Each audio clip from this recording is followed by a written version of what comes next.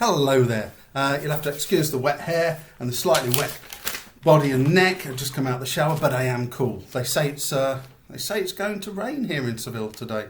I've got my fingers crossed.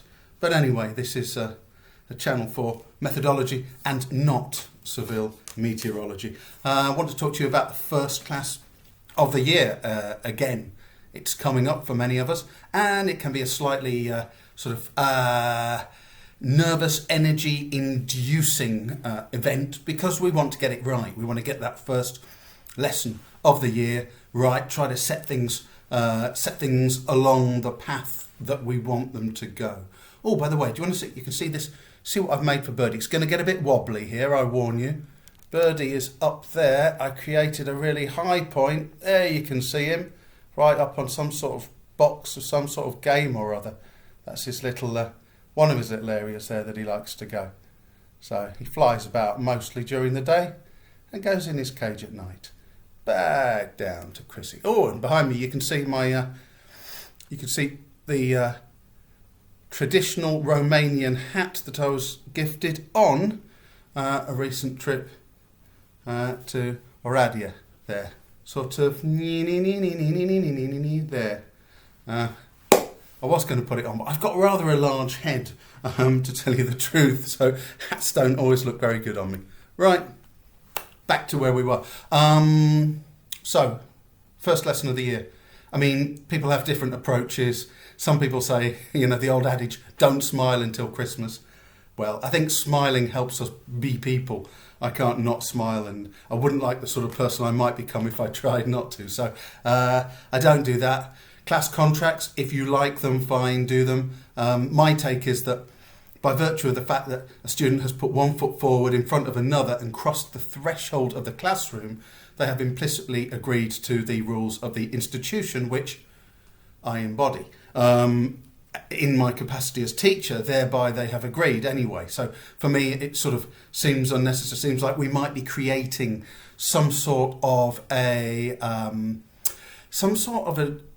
kind of obstacle and get trapped within our own negotiations. So I don't do class contracts myself, but if you do them, fine.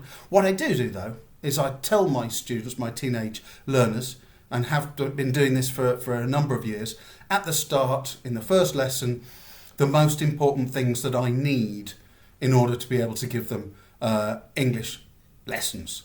Now, on the thumbnail, I wrote 3 things to insist on. I would just like to make the point that because you insist on something doesn't mean you're going to get it.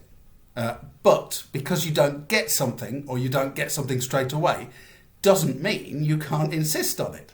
So therein lies the rub. I will say to my teenage learners in their first class, I'll say, I need 3 things from you. I kind of look like 4, but there's a reason for that. First, I need to be able to move you about. I'm going to be asking you to move about, switch pairs, switch groups regularly. If you're sitting with your friend now, fine, and you can do that most of the time, but some of the time I will ask you to move about. And my motives will be teacher motives most of the time. It won't be because you're talking.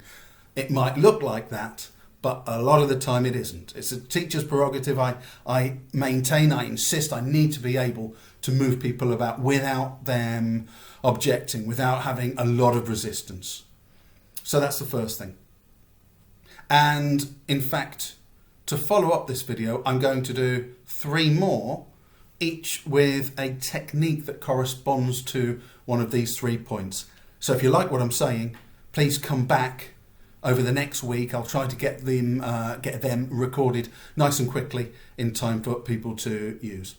That's the first thing. Second thing I will say to a teenage class that I'm starting off with in the first lesson is, I've forgotten what it is. The second thing I need from you is to be able to talk to you.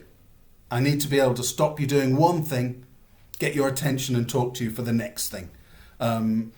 If I can't talk to you, I can't teach you, which will involve some sort of a signal and some sort of decision on the part of the students to stop talking. If not like that, within a few seconds, and then turn to the teacher. And I try to highlight, I always have, that it's a conscious decision to do that. And it is cooperation again on the part of the students. That's the second thing. Again, I'll have a practical technique or two in another video that I'll record this week or this coming week for you. And the third thing that I need in order to be able to give an English class, I need individuals in the class to be able to try to say something in English, to speak, or to be able to offer the class their opinion or thought, even if it's in their first language, without the fear that anybody is going to laugh at them.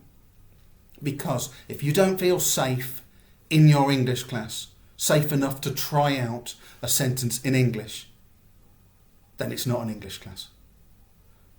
Those are the three things. They're the three things I will insist on, and I will, they're sort of the fundamentals. And if you ever see me struggling and grappling and really committed to a point to establish something in one of my classes, it will probably be one of those three things. They're the things that, we could have fallings out about.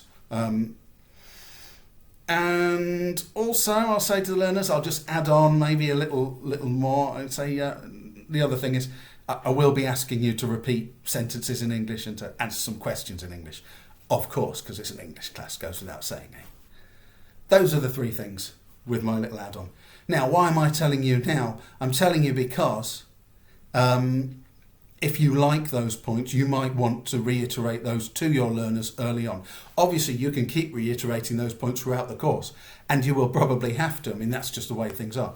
The other thing is, I think if we start talking to our learners, if we mention those things right at the beginning, it's part of what I call fronting discipline. Some people don't like the word discipline. You might want to use order, classroom management, whatever. But fronting discipline is when we talk about what we need, the sort of level of order, cooperation, individual decisions that benefit the collective from the beginning, before anybody's done anything wrong. Therefore, nobody is all defensive because we're not telling anybody off, but we are doing classroom management. We are increasing the level of order in the class, but we're doing it at the beginning. So that's what I call fronting discipline. You may have other things that are important to you, but maybe now, in the week or the 2 weeks before everybody starts teaching, maybe it's a good time for you to ask yourself, okay, what are the 3 things, or the 2 things, or the 4 things? What are the essentials that I need in order to be able to give a class? What are my priorities? And again, then present those in nice, simple language with a certain amount of rationale and reasoning to your learners from day one. And these little pep talks, whether you decide to include it, they don't have to agree with you. They don't have to go, you don't have to convince them. There's nothing at stake. You're just saying what you need. And it can take 1 minute, 2 minutes, 3 minutes. It doesn't need to be a whole lesson. You don't have to prepare anything. You're just stating your position, what you need and what you expect. Right. Strength and energy. All the best with your first lesson, your first week, your first month, your first term, and the whole of the academic year.